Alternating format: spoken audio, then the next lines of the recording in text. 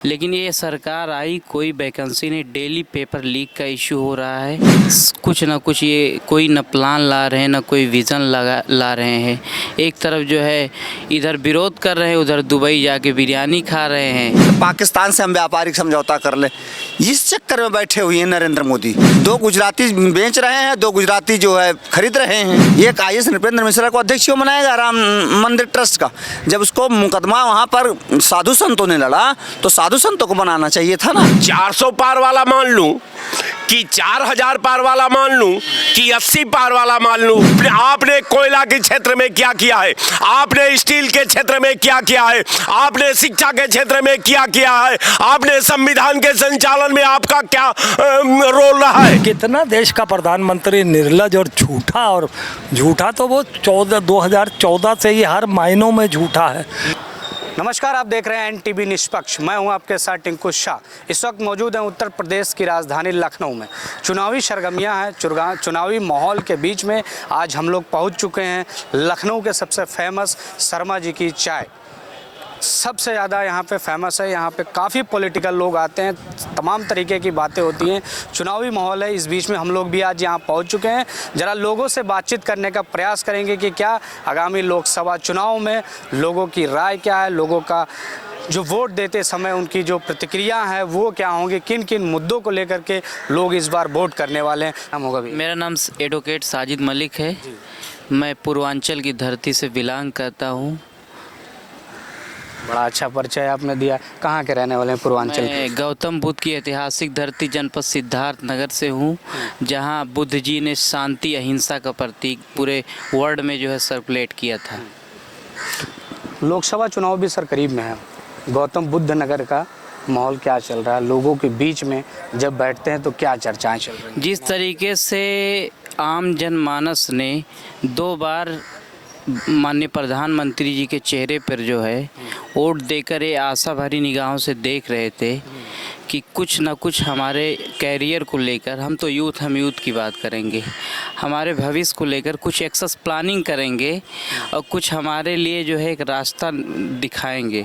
लेकिन जहां देखा जाए दूसरी तरफ जो है 2 बार मौका दिया, सिर्फ़ और सिर्फ जुमलेबाजी। और इधर जो है इन्होंने वादा किया था कि युवाओं को मौका देंगे और उसके बाद फिर जो है किसानों को एक अपॉर्चुनिटी देंगे, लेकिन सिर्फ़ और सिर्फ जुमलेबाजी के तौर पर कुछ नहीं किए। हम लोग युवा हैं, हम लोग पढ़ लिख कर आज हर माँ बाप ये चाहते कि हमारे बच्चे की रोज़गार और 2 रोटी की व्यवस्था हो जाए। लेकिन ये सरकार आई, कोई वैकेंसी नहीं। डेली पेपर लीक का इशू हो रहा है। जहाँ देखा जाए तो एक तरफ जो है आज जो स्मॉल बिजनेसमैन लोग हैं वो सब बहुत परेशान हैं। गरीब जो है वो बहुत ही, जिस तरीके से जो है आने वाले समय में जो इंटरनेशनल ग्लोबल लेवल का जो डाटा आया है उसमें जो है देश में गरीबी बढ़ती जा रही है और शिक्षा से कहीं ना कहीं जो है लोगों को दूर किया जा रहा है। ये बहुत ही निंदनीय घटना है। तो क्या लगता है इस बार जब वोट देने जब आप जाओगे तो मेन अहम जो मुद्दा होगा वो क्या होगा? विकास होगा या फिर बेरोजगारी होगी और या महंगाई होगी? जिस तरीके से इस बार लोग जो है इंतज़ार कर रहे हैं कि हमारी ही बटन दबाने की बदौलत देश के सबसे सर्वोच्च पद पे जो है आदरणीय प्रधानमंत्री जी को सुशोभित करके उनको बैठाने का काम किए थे। आज लोग जो है एक तरफ जो है बदलाव की बहुत ही समय से जो है प्रतीक्षा कर रहे हैं कि एक बार हमको जो है बस मौका मिले कि हमारे लिए कुछ ना कुछ ये कोई न प्लान ला रहे हैं, ना कोई विज़न ला रहे हैं। एक तरफ जो है इधर विरोध कर रहे हैं, उधर दुबई जाके बिरयानी खा रहे हैं। तो कहीं ना कहीं जो है आज युवा पीढ़ी हो, किसान हो, नौजवान हो, सब लोग बहुत आहत हैं। सब लोग इस बार जो है सिर्फ़ और सिर्फ बदलाव चाहते हैं। युवा इस बार सबसे अच्छा युवाओं के लिए कौन सा नेता काम अच्छा कर रहा है? युवाओं की बात कर रहे हैं तो वहीं नौजवानों को लेकर के इनका चुनावी मैनिफेस्टो आया राहुल गांधी जी का। उन्होंने साफ तौर पे कहा है कि जो ग्रेजुएशन तक पढ़े लिखे नौजवान होंगे उन लोगों को 1 लाख रुपए प्रति ईयर से देने का भी काम करेंगे। तो क्या लगता है कि कहीं ना कहीं इस बार कुछ चुनावी समीकरण में बदलाव? इस समय अभी हाल ही में हम लोग गए थे साउथ इंडिया के दौरे पे, भी हाल ही में लोग वहाँ से मुलाकात हुई, काफ़ी लोग बदलाव चाह रहे हैं। नॉर्थ ईस्ट हो चाहे साउथ इंडिया हो, हर जगह के लोग जो है बदलाव चाह रहे हैं। अभी पहले फेज़ का चुनाव में आपने देखा होगा जिस तरीके से लोगों ने बढ़ चढ़कर जो है मतदान किया है, उससे संकेत है कि भारतीय जनता पार्टी बहुत ही परेशान और बहुत ही जो है वो डर चुकी है कि इस बार हमको जो है मौका नहीं मिलेगा। क्या नाम होगा सर? दिनेश मिश्रा। क्या काम करते हैं सर आप? हम इनकम टैक्स की वकालत करते हैं। कहाँ के रहने वाले हैं? हाँ, रहने वाले सिद्धार्थनगर के हैं, लेकिन 29 साल से लखनऊ में हूँ। लखनऊ में। चुनावी सरगर्मियाँ हैं, माहौल भी चल रहा है, चाय पे चर्चाएं भी तमाम सारी होती हैं। आप लोगों के बीच में क्या चर्चाएं चल रही हैं? चाय चर्चा पर नहीं, चाय राजनीति पर होनी चाहिए और समाज की समस्याओं पर होनी चाहिए। चाय पर चर्चा तो गपशप है, लेकिन जब हम राजनीति की बात करते हैं, समाज पर चर्चा करते हैं, तो एक विशेष प्रकार की स्थिति पैदा होती है, क्योंकि समाज से देश चलता है और देश अगर सुदृढ़ नहीं तो समाज सुदृढ़ नहीं हो सकता। तो ऐसी परिस्थिति में अभी जो 10 साल से सरकार है, झूठ बोल करके तमाम वादे करके आए, उसमें से कोई काम नहीं किया। अब इनका मैनिफेस्टो भारतीय जनता पार्टी का आया है, उसमें आप देखेंगे नौजवानों के लिए, शिक्षा के लिए, चिकित्सा के लिए नहीं काम किया है। इन्होंने काम सिर्फ एक करने की कोशिश करी है कि जो हिंदू बाहर हैं, भाई जो नहीं आ रहा का ज़बरदस्ती पकड़ के आप उसको लाओगे क्या? उसमें जो है नागरिक अमेंडमेंट एक्ट पास करना चाहते हैं ये। अगर पाकिस्तान का कोई आदमी देश के बंटवारे में हिंदू नहीं आना चाहा, या भारत का मुसलमान वहाँ पाकिस्तान नहीं जाना चाहा, तो ना आप उसको ज़बरदस्ती भेज सकते हो, ना अगले को ला सकते हो। भारत में या सारे देशों दुनिया में तो कानून पहले से है कि अगर कोई शरणार्थी हमारे यहाँ आता है, पीड़ित आता है, तो उसको संरक्षण देना हमारा कर्तव्य है, उस पर कानून बना हुआ है। तो क्या आप चाह रहे हो कि पाकिस्तान को आखिर गुजरातियों को क्यों प्रेम है? आप समझने की देर के गुजराती जितने हैं उनका प्रेम पाकिस्तान से क्यों है? गुजरात में सब नी वाले हैं।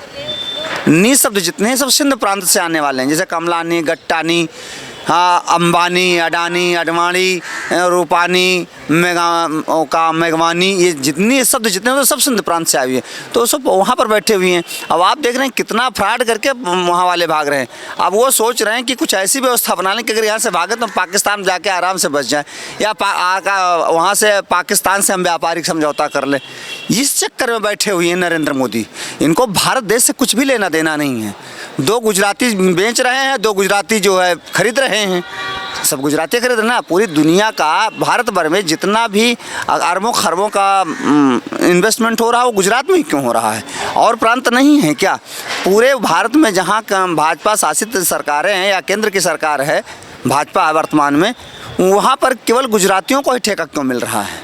सारी जगहों पर गुजरातियों को ही नौकरी दी जा रही है। अभी राम मनोहर लोहिया और सैफई उसमें हॉस्पिटल मेडिकल कॉलेज में जो भर्तियां हुई इसमें गुजरातियों को दिया गया, उत्तर प्रदेश के लोगों को नहीं दिया गया। उत्तर प्रदेश को दूसरे जगह भाग करके जाना पड़ा उत्तर प्रदेश के लोगों को। तो हमारे लिए आप क्या सोच रहे हो? मध्य प्रदेश का आदमी अगर गुजरात उत्तर प्रदेश में आवे और गुजरात का आदमी उत्तर मध्य प्रदेश में जाए तो क्या उचित है क्या? इस पलायन को रोका जाना सुनिश्चित किया जाना चाहिए ना। आप दुनिया की बात करी, आपने तमाम सारी चीज़ें मुझे बताई कि दुनिया में पता नहीं क्या क्या चीज़ें हो रही, मगर वो तो लगातार कहते हैं कि हमारी सरकार जब से आई 2014 से अभी तक का 10 साल का कार्यकाल पूरा हुआ, 10 साल में पूरी दुनिया में उन्होंने कहते भी हैं कि मैं पूरी दुनिया में लोगों से मिला जुला, सारी चीज़ें बनाई और दुनिया को एकत्र करने का काम किया, दुनिया को लीड करने का काम किया। तो वो तो कहते भी हैं बराबर कि भाई हमने तो दुनिया को एकजुट किया, मुक्त किया। और आप कह रहे हैं मोदी जी को भारत की कमान दी गई थी जो है देश विदेश नीति पर काम करने के लिए, समाज भारत को सुदृढ़ बनाने के लिए किया गया था।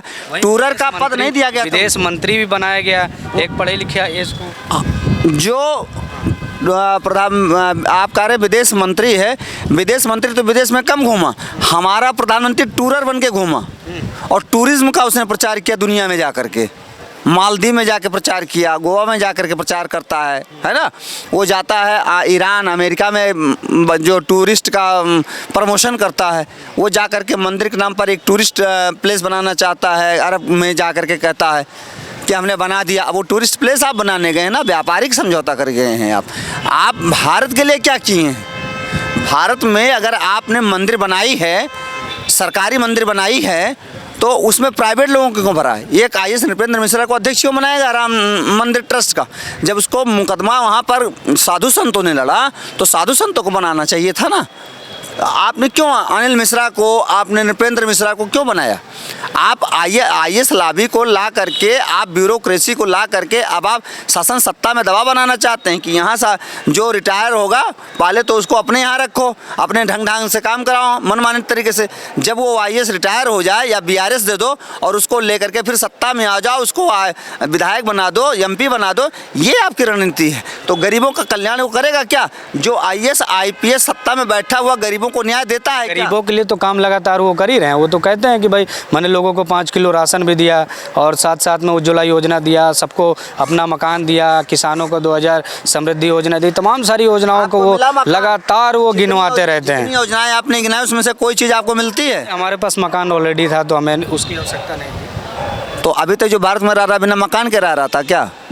वो तो कहते हैं ना ऐसा कि तमाम सारे गरीब। अरे भैया, नरेंद्र मोदी ने मकान कहाँ दिया किसको? नरेंद्र, अगर उत्तर प्रदेश आवास विकास परिषद या लखनऊ विकास प्राधिकरण या आगरा विकास प्राधिकरण मकान दे रहा तो उसका पैसा नहीं ले रहा जनता से क्या? मुफ्त का दे रहा है, मुफ्त का दे रहा है क्या? आप मुफ्त का राशन दे रहे हैं? मैं मुफ्त का राशन दे रहे हैं। मुफ्त का राशन दे रहे हैं? 830 गैस नहीं ले रहे हैं क्या? 419 रुपए की गैस 830 में आप दे रहे हैं तो कितने रुपए किलो? हमारा जो है अनाज बाजार में बिक रहा है 1700-1800 रुपये में गेहूँ इस समय बिक रहा है, उससे ज़्यादा कोई लेने वाला नहीं है और आप मुझे अनाज फ्री में दे रहे हो। अरे भैया, हमारे किसान को जो है जो उसका अनाज है ना, लेवी लगाओ, हर गाँव बिके और उसका 3000 रुपये दो, लागत बढ़ गई है हमारी लागत बढ़ गई है। तो लागत से कम हमें आप दे रहे हो और हमें आप 5 किलो अनाज की बात करो। सड़ा गेहूँ जो साला गधा घोड़ा नहीं खाता है, हमारे यहाँ गाय बैल को खिला जाता है वो गेहूँ। नरेंद्र मोदी यहाँ हम 25 किलो गेहूँ पर महीने देंगे उनको, लेकिन जितना उनकी सुविधाएं हैं वो छोड़ दे और जितना उनको तनख्वाह मिलती है, अलाउंसेज मिलते हैं, वो जनता के हित में दे दें। मैं 25 किलो गेहूँ पर दूंगा महीने में उनको। बिल्कुल सही बात है। और भी जरा कुछ लोगों से बातचीत कर लेते हैं। क्या नाम होगा सर आपका? विनोद राय हमारा नाम है सर। कहाँ से है सर? मैं लखनऊ से हूँ। लखनऊ से। इस बार लखनऊ का चुनावी माहौल क्या चल रहा है?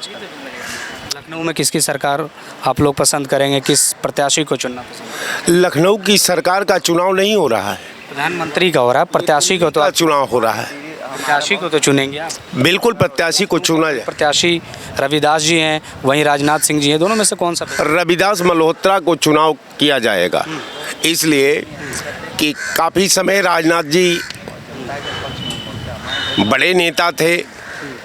लखनऊ की जनता को उनसे एक उनके प्रति उनके आभा में अपना उम्मीद का सपना पालती थी कि बड़े कद के नेता हैं भारतीय जनता पार्टी का।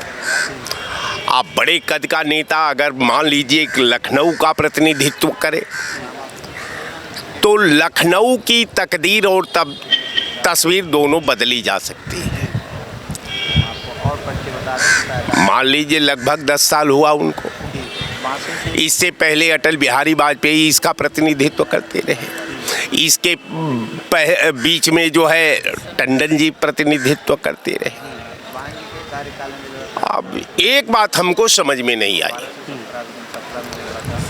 कि ये जितने बड़े नेता थे, एक तो चूंकि लोकल राजनीति में थे टंडन जी, तो भाई लखनऊ के सियासत में उनका इसके भूगोल के एनालिसिस में काफ़ी तजुर्बा रहा होगा। एक अटल बिहारी वाजपेयी जी थे, हम लोगों के प्रधानमंत्री रहे, हम लोगों के नेता भी रहे, देश उनको बड़ा सम्मान की निगाह से देखता था, वो प्रतिनिधित्व करते रहे। 5 करोड़ पार की बात कर रहे हैं राजनाथ सिंह जी लगातार। क्या कह रहे हैं? 5 करोड़ वोटों, 5 लाख वोटों से जीते हासिल करेंगे लखनऊ से। अब आप समझिए, भारतीय जनता पार्टी को अगर ये लग रहा है कि हम 5 लाख वोटों से लीड कर रहे हैं तो अपनी वचनबद्धता पर अमल करना चाहिए, अपने वचन को समझना चाहिए, अपने वचन पर अमल करना चाहिए। तो राजनाथ जी को तो प्रचार करने की जरूरत नहीं है, ये तो गारंटी हो गई राजनाथ जी का कि हम 5 लाख वोट से लीड कर रहे हैं। जब भारतीय जनता पार्टी के नेता, भारत का प्रधानमंत्री जब देश के हाउस में ये कहते देखा गया कि साहब हम अब की बार 400 पार, पार बने बाहर होता है। चूंकि वाराणसी से वो प्रतिनिधि भी हैं, अब पूर्वांचल की ये भाषा भी है। लोग आप एक पिक्चर भी देखे हैं कि नदिया के पार, तो 400 पार अगर प्रधानमंत्री जी के अगर शब्द पर हम अगर संधि विच्छेद करें, उसकी व्याख्या करें, तो 400 के पार तो 143 सीट बचती है। छोड़ दीजिए, या अगर मैं ये बात को छोड़ देता हूं तो इनके 3 नेता 3 जवाब दिए हैं। एक ने कहा कि साहब 400 पार, दूसरा ने कहा कि साहब 4000 पार, तीसरा ने कहा कि साहब 80 पार। तो अब हमको, हमारे जैसा आदमी को अब समझ में नहीं आ रहा है कि 400 पार वाला मान लूं कि 4000 पार वाला मान लूं कि 80 पार वाला मान लूं। अब हमको तो देश ये जानना चाहता है इन नेताओं से कि भाई 400 पार वाला सही है कि 80 पार वाला सही है कि 4000 पार वाला सही है। ये भारतीय जनता पार्टी के नेताओं का बात है, ये मेरा बात नहीं है। अब आप समझिए कि इनका आंकड़ा के प्रति कोई व्यक्तिगत इनकी एनालिसिस नहीं है, व्यक्तिगत इनका कोई तजुर्बा नहीं है, व्यक्तिगत इनका कोई अनुभव नहीं है। ये जिस तरह एक शराब के नशे में एक पियक्कड़ को आप पिला दीजिए और वो आपा खो जाता है और जो वो चाहता है वही बोल लेता है, वही मुझे लगता है कि भारतीय जनता पार्टी के नेताओं का आचरण बन चुका है। ये एकदम या तो अपने में नहीं है, या तो अपने जमीर के एनालिसिस के बारे में नहीं जानते, या तो आंकड़ा से अनभिज्ञ हैं। अब जब सारे पैरे से अनभिज्ञ नेता है तो भारतीय जनता पार्टी के तो स्थिति पर साहब हमको बड़ा हैरत हो रही है कि आखिर इस भारतीय जनता पार्टी को हो क्या गया है। ये भारतीय जनता पार्टी देश को कौन दिशा देना चाहती है, ये भारतीय जनता पार्टी कहां देश को पहुंचाना चाहती है, या 5 किलो राशन पर पूरे देश की आवाम को बाउंड कर देना चाहती है, निर्धारित कर देना चाहती है, सुनिश्चित कर देना चाहती है। ये तो भारतीय जनता पार्टी का इसके पैरे के बारे में तो हमको ये इस तरह का समझ में आता है। अब रह गया सवाल कि भारतीय जनता पार्टी का विकास की बात मैं कर लूं। यहां प्रधानमंत्री का क्षेत्र रहा, दूसरा प्रधानमंत्री आया तो कहा कि नहीं साहब, मैं हिंदुस्तान को गुजरात मॉडल देखना चाहता हूं। उसने देश को कमिटमेंट किया कि हम देश को गुजरात मॉडल में समेट करके आधुनिक भारत को विश्व के पटल पर इसका पहचान को प्रमाणित करके एक गुजरात मॉडल का दुनिया में एक प्रतिबिंब स्थापित कर दूंगा कि आने वाला दुनिया के सारे विकसित मुल्क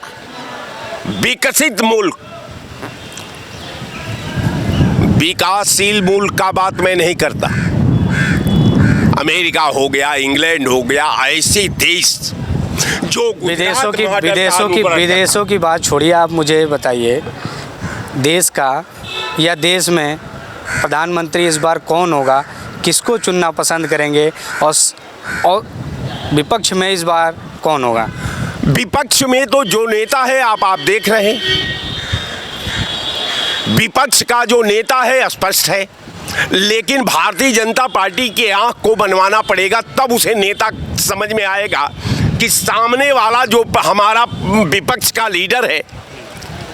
हमको तो बड़ा अजीबोगरीब लगता है कि भारतीय जनता पार्टी को ये क्यों नहीं लगता कि विपक्ष का नेता कौन है, या उसके समर्थकों को क्यों नहीं लगता, या वो उनके ऊपर एक जिस तरह एक ऐसा ट्रेनिंग दे दी गई है कि दूसरे की प्रतिभा का, दूसरे के व्यक्तित्व का, दूसरे की क्षमता का, दूसरे की शिक्षा का, दूसरे का वैभव करने, उसका अनुकरण करने का क्षमता ही छीन लिया हो भारतीय जनता पार्टी ने। हमें तो बड़ा तरस आती है इस बात पर, लेकिन मैं आपके चैनल पर ईमानदारी से कहता हूं कि आपके और दूरदर्शिता जो है आपकी, दूरदर्शी तो आप हो नहीं सकते, इसलिए कि उसके लिए इंटेलिजेंट ब्रेन चाहिए, उसके लिए विज्ञान की आधुनिक तकनीक का ज्ञान चाहिए, उसके लिए विज्ञान की आधुनिक तकनीक को मूर्त रूप देने के लिए अनुभव चाहिए। ये तीनों गुण से आप वंचित हैं। अब रह गया सवाल कि आपके पास अगर तमाम आपके पास योजना थी तो भारतीय जनता पार्टी पूरे देश में एक योजना का नाम बता दे कि भारतीय जनता पार्टी ने 10 साल के अंदर फला योजना का नाम रखा है। प्रधानमंत्री रोजगार योजना, ये प्रधानमंत्री रोजगार योजना, प्रधानमंत्री निवास योजना, ये सारी योजनाएं जो थी कांग्रेस का था। सूचना का अधिकार कांग्रेस का था। ये जितने गैस पर हम सब्सिडी देते थे ये सब योजना हमारी थी। ये विधानसभा से लेकर के आज जो सड़कें आप लखनऊ में खड़े हैं, जो सड़कें बनाई गई है, ये बिजली का तार बनाया गया है, ये सामने बिल्डिंग बनाई गई है, ये लाल बाग चौराहा बनाया गया है, ये किसका देन है? कांग्रेस का देन है।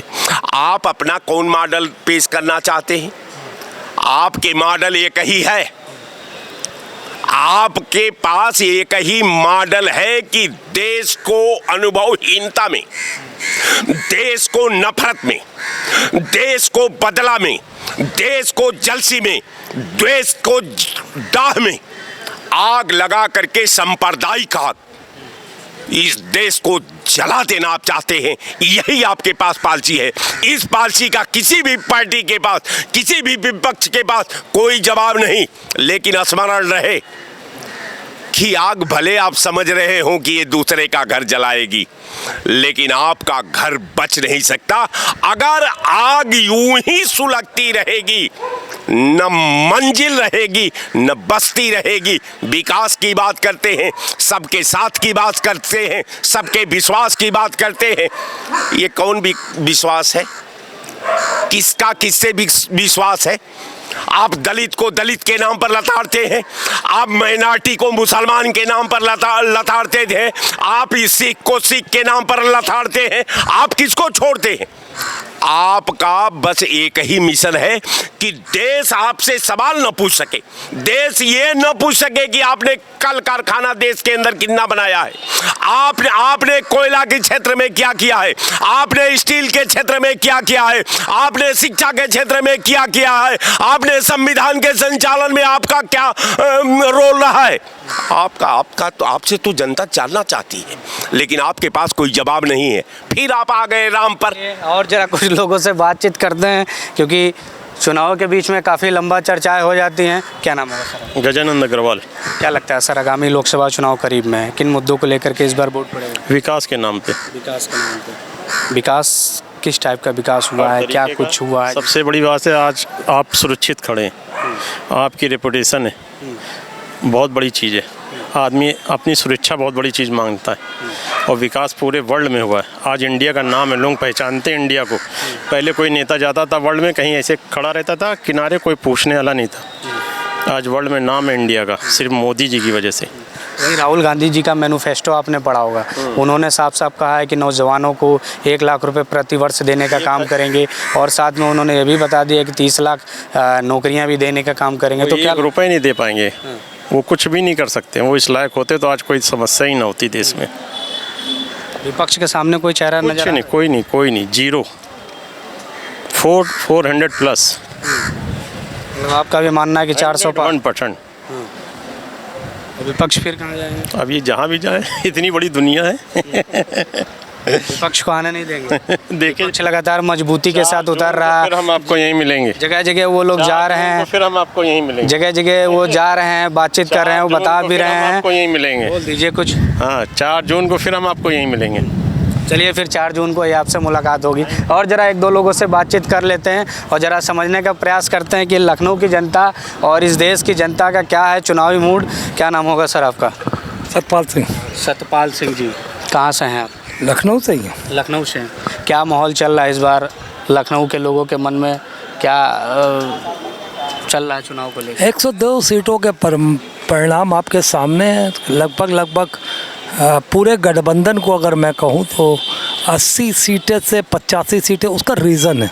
उसमें एक तो तमिलनाडु पूरी तरीके से न कभी वहाँ पे भाजपा रही है न कभी आएगी, तो वो कांग्रेस और जो वहाँ की क्षेत्रीय पार्टी उसका गठबंधन में वो बराबर में या ऊपर नीचे लेके करते हैं 39 सीटों पे। तो आप मान करिए चलिए कि 40 सीटें तो ये हो गई, नागालैंड, मणिपुर और मेघालय, वहाँ आप खड़े नहीं हैं, वहाँ पे आप दूसरी क्षेत्रीय पार्टियों को सहयोग कर रहे हैं, क्योंकि कहीं ना कहीं आपके अंदर डर है। आपने मणिपुर की जो आग है उसको कहीं बुझाने का काम ही नहीं किया। अभी अगले दिन प्रधानमंत्री कह रहा है कि यह केंद्र का बहुत बड़ा हाथ था कि वो वहाँ पे शांति बन गई। आज भी वहाँ पर हिंसा होती है, आज भी वहाँ पे लोग मर रहे हैं। कितना देश का प्रधानमंत्री निर्लज और झूठा तो वो 2014 से ये हर मायनों में झूठा है। 6 सीटें ये है ना, जो 4 ये मान लीजिए नागालैंड और मेघालय और मिजोरम की, जो मणिपुर की, और 39 सीटें वो, हम करीब 45 सीटें तो वैसे यूँ आप 43 सीटें मान लीजिए। 400 पार की वो बात कर रहे हैं आप, 43-45 की। उत्तर प्रदेश में 8 सीटें हैं, 8 की 8 सीटें जो हैं, एक अगर कहीं उसमें लेते हैं नगीना का, अगर ले लेता है चंद्रशेखर, तो वो भी कहीं ना कहीं वो भी हमारी पार्टी का हिस्सा ही बनेंगे, क्योंकि वो किसान विरोधी नहीं है, वो रेसलर विरोधी। देश के मुखिया जो हैं योगी आदित्यनाथ जी, वो तो पूरा का 80 की 80 सीटों पे बात कर रहे हैं कि 80 की 80 सीटें हम ही जीतेंगे, और वहाँ केंद्र में मोदी जी। देश विदेश की ताज़ा खबर पाने के लिए हमारे चैनल NTV निष्पक्ष को सब्सक्राइब करें व बेल आइकन दबाना ना भूलें।